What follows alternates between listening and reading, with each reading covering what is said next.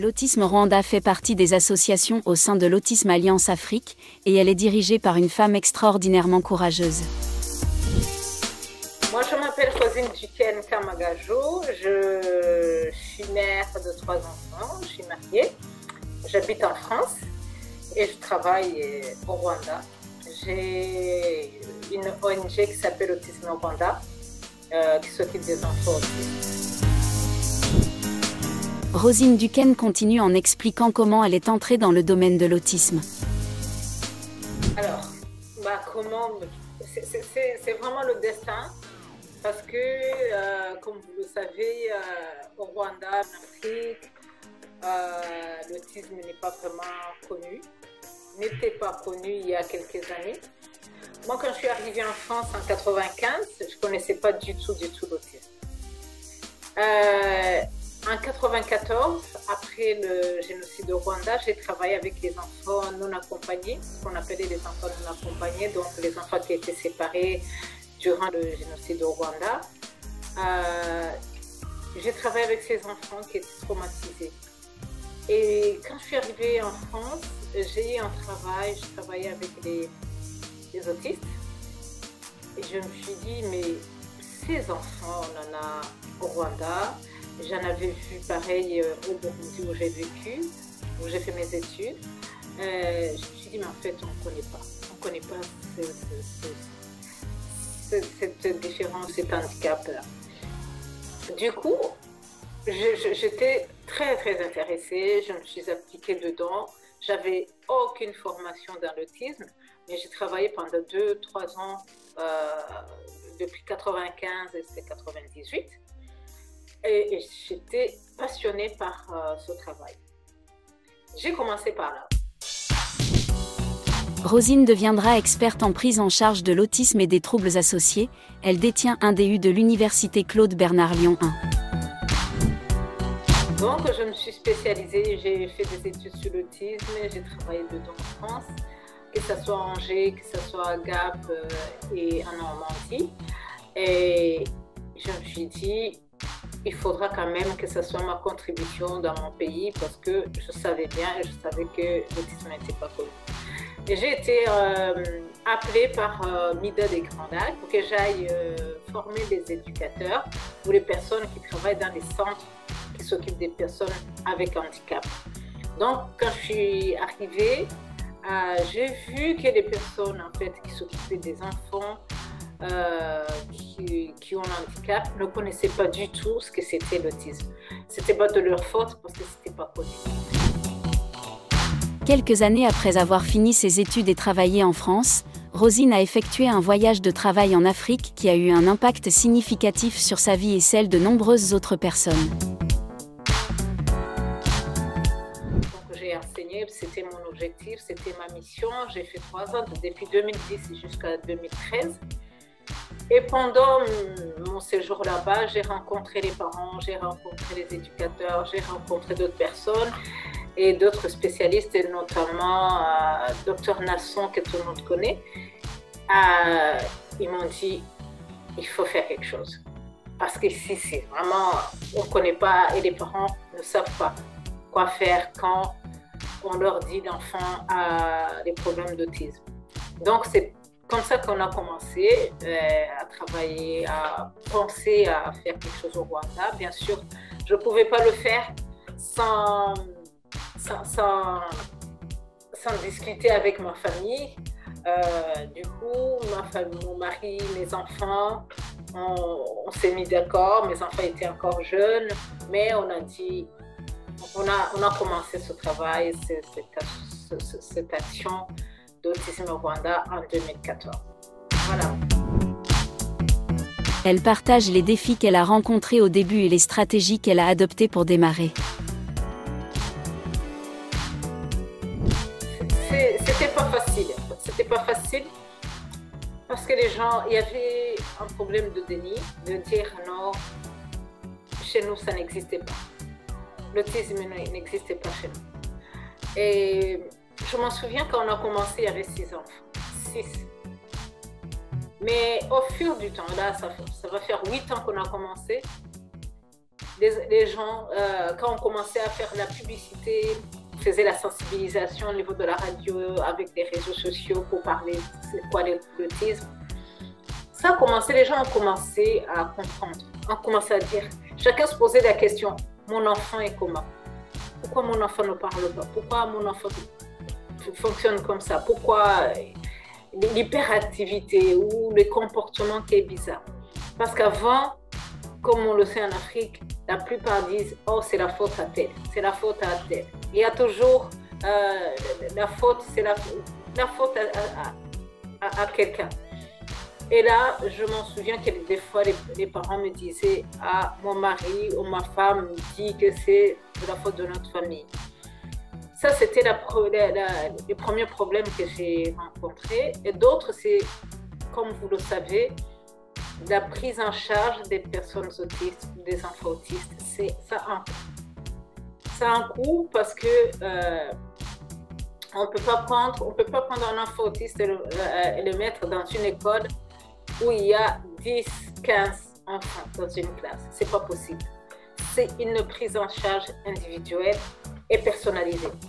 Et ça, c'était vraiment un handicap dans notre travail parce que le coût ne va pas avec la vie, le coût de la vie des Rwandais ou en Afrique. Là, je parle du Rwanda, mais partout en Afrique, c'est comme ça. Ça coûte énormément cher pour avoir une bonne prise en charge appropriée pour chaque enfant. Ça, c'est la première difficulté. D'autres difficultés, c'est le fait que c'était pas connu, donc c'était un terrain neutre qu'il fallait vraiment sensibiliser d'abord pour que tout le monde, que ce soit les autorités et même les personnes qui prennent les décisions, puissent d'abord comprendre c'est quoi l'autisme. Autre chose, il fallait faire comprendre que l'autisme, c'est pas un problème d'une famille ou d'une personne, c'est un problème national. Parce que l'autisme, quand ça touche une famille, ça touche toute la famille élargie. Et quand ça touche la famille élargie, ça touche le noyau du pays. Parce qu'une famille qui a un enfant autiste, ça l'handicape d'une façon économique, sociale et autre. Voilà, donc tout ça, ce sont des difficultés qu'on a rencontrées. Mais petit à petit, plus les années passent, il y a des choses qui s'améliorent. Dieu merci. Au fil des années, Autisme Rwanda a constamment innové en soutien à l'autisme et a développé une application remarquable parmi ses réussites. Oui, merci. Je pense que c'est une fierté. C'est une fierté de l'Autisme Rwanda.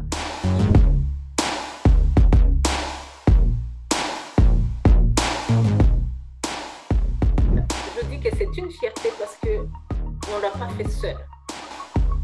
On l'a fait avec une université ENS, qui est une fierté du pays aussi, qui a contribué pour mettre en place cette application. L'application en soi, c'est pour pouvoir mettre en place, montrer l'urgence de l'autisme dans notre pays. Pourquoi l'urgence? Si on n'a pas les statistiques, on ne peut pas dire que l'autisme c'est un problème. Donc, cette application nous permettra de dire, dans le pays, on a autant de personnes qui ont des signes autistiques. Si on a ce nombre-là, le gouvernement verra, même si aujourd'hui on travaille avec le gouvernement, on travaille avec le ministère de la Santé, de l'Éducation et de l'Intérieur, c'est que je suis vraiment très très fière de mon pays parce que le fait de travailler avec eux, c'est se rendre compte, c'est qu'ils ont compris la voix des parents, la voix des personnes qui parlent de l'autisme. Donc, quand je dis cette application, c'est une fierté, ça va nous permettre d'avoir ces statistiques dans très peu de temps. Comme je disais, il faut des moyens faut des moyens pour le diagnostic et pour tout ça. Vous savez bien, dans les pays développés, ça prend des années et des années pour poser le diagnostic. Mais tant que nous, on aura même le nombre des personnes qui ont des signes autistiques, ça nous permettra de réveiller, de montrer au pouvoir public que voilà, l'urgence est là, donc on peut agir et prendre des décisions conséquentes. Et puis, autre chose, c'est que le plan national pourra se mettre en place très très vite parce que c'est un besoin qui sera visible. Rosine affirme que grâce à cette application de dépistage, il est possible d'identifier rapidement les individus à risque, de les accompagner et de les orienter dès leur détection. La détection précoce, c'est quelque chose de très très important. Pourquoi? Plus on s'occupe de l'enfant très très tôt, plus il a la chance de s'en sortir ou de s'intégrer. Il y a un problème de communication, on peut travailler sur la communication. Il y a un problème de propreté par exemple, on peut travailler sur ce problème-là. Mais un enfant qui vient à 10 ans et un enfant qui vient à 2 ans, c'est tout à fait différent. Parce que des fois, il y a un enfant de 2 ans qui n'est pas propre, 3 ans, 4 ans qui n'est pas propre. Quand je dis un enfant qui a toujours des pampers, à 5 ans, les parents commencent à s'inquiéter, ils commencent à cacher l'enfant. Et l'enfant, quand on le cache, il est traumatisé, même s'il ne le dit pas. C'est une violence qu'on lui fait sans le savoir. L'enfant, à 10 ans, il a déjà connu pas mal de violences de la part de la société, parce qu'il n'est pas compris, parce qu'on ne sait pas pourquoi il se comporte comme ça. On va dire l'enfant, il est mal élevé, ceci, cela, parce qu'ils ne comprennent pas. Mais à 2 ans, si l'enfant arrive et que les parents comprennent, eux aussi, ils vont pouvoir expliquer. Voilà, l'enfant est autiste, c'est pour ça et ça et ça. Et les parents et la famille va comprendre. Ah, c'est quoi l'autisme? Les parents deviennent en fait des protecteurs aussi pour expliquer ce que l'enfant a et pourquoi il se comporte comme ça, les procédures, qu'est-ce qu'on fait. C'est ça, vraiment la prise en charge précoce, c'est quelque chose qui permet à l'enfant de pouvoir s'en sortir. Même si l'autisme ne le guérit pas, mais on peut vivre avec et être autonome et apprendre. Et tout dépend, je le souligne toujours, tout dépend du degré de l'autisme. S'il n'est pas l'autisme qui est sévère, s'il n'y a pas d'autres troubles associés, voilà, tout dépend, c'est l'ensemble. L'enfant est toujours unique, l'enfant autiste est toujours unique. C'est pour cela on prend cas par cas. Si quelqu'un m'entend dire, il va dire mais mon enfant ne pourra jamais s'en sortir parce qu'il a d'autres troubles associés qui fait que l'enfant a un autisme très sévère, il y a l'épilepsie, il y a ceci, cela. Donc, tout dépend du degré de l'autisme. L'utilisation de l'application se fera en plusieurs étapes. Comment ça va se passer? C'est que on va déjà là, on est en train de former les formateurs de formateurs. C'est-à-dire les formateurs qui vont former les autres comment utiliser cette application. Les agents communautaires sur place. Et il y aura un suivi. On va commencer par les districts petit à petit et la supervision pour voir comment ça fonctionne. Et puis, on va commencer aussi par former tous les médecins qui travaillent avec la petite enfance, toute personne qui travaille avec la petite enfance qui est intéressée sera formée. L'Autisme Rwanda a cherché à collaborer avec d'autres organisations qui s'occupent de l'autisme, tant en Afrique que dans d'autres régions du monde. Alors, Autisme Afrique Alliance, c'est une association qui regroupe plusieurs pays, la France, le Rwanda, le Congo-Brazza, le Congo-Kinshasa, le Bénin, Côte d'Ivoire.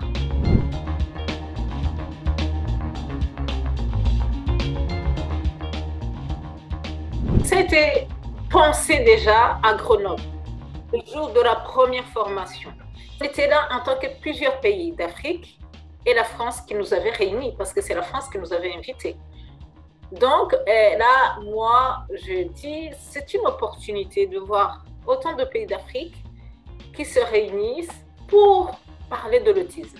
On peut créer quelque chose qui va nous permettre de sensibiliser sur l'autisme. L'autisme est sur le continent.